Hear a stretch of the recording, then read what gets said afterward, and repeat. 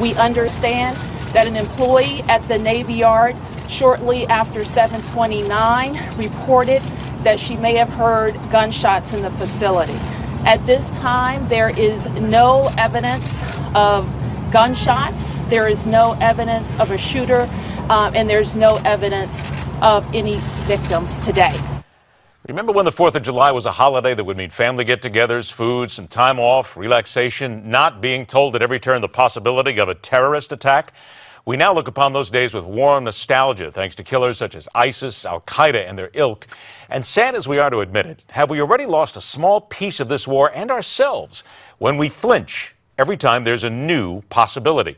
Our guest is retired from the U.S. Army after a distinguished career, also author of Government is the Problem, now available in paperback. Colonel Patrick Murray joins us on the show. Colonel, thanks so much for being here. Good evening, Ed. Thanks for having me on. My pleasure, as always. At the Washington Navy Yard on Thursday morning, they thought they had heard gunshots. Everybody mobilized. It was a very tense time.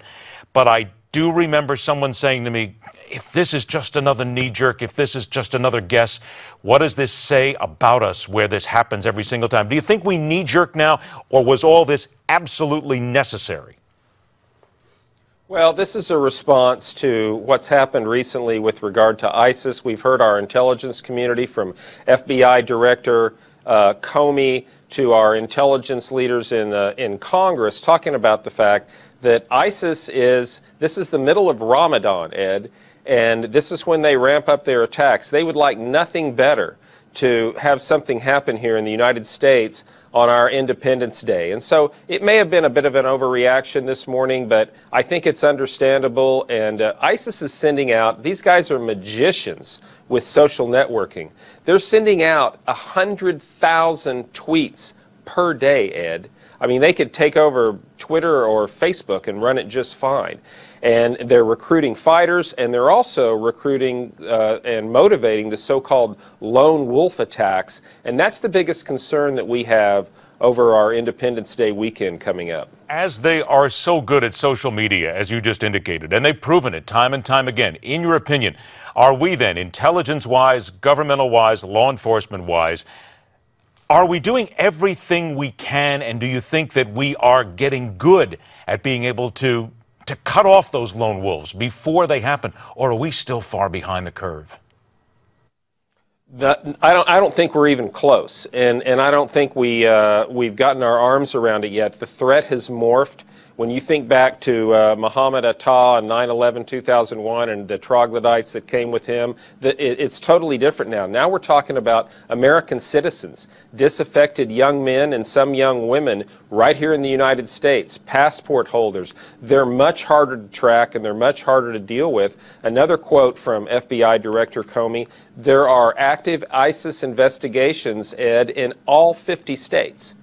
Not just New York, not just Washington, D.C., all 50 states. Thousands of Americans are following ISIS on the internet. So it is a challenge for our police forces and our intelligence community to keep up with this. I got about 90 seconds, and let me bring to something here that we have to talk about with regard to the military. Our military are those people, those men and women who are charged with protecting us.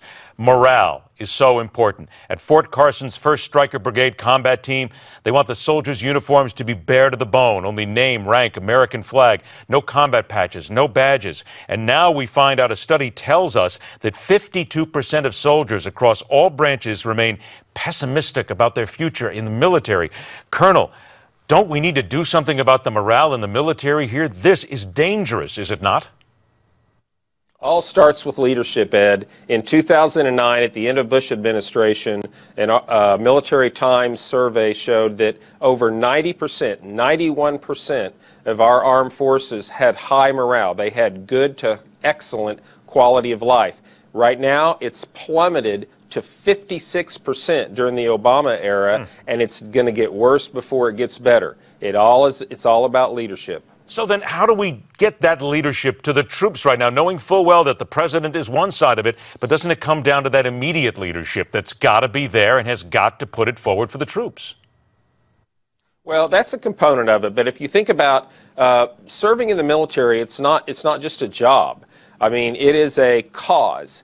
And soldiers, men and women serving in the military, they want to be a part of something bigger than themselves. They want to go out and get the bad guys, but they need to be, think about it in terms of an NFL team or a Major League Baseball team.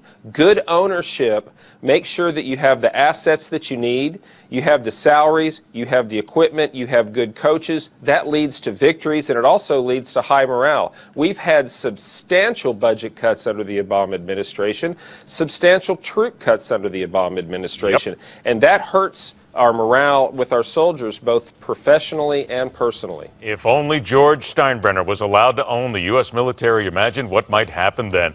Remind everybody, the book is Government is the Problem. It's now in paperback, an excellent read. Colonel Patrick Murray, thank you so much for your time. A great 4th of July to you and your family, and stay with us. The fastest 60 minutes in news continues.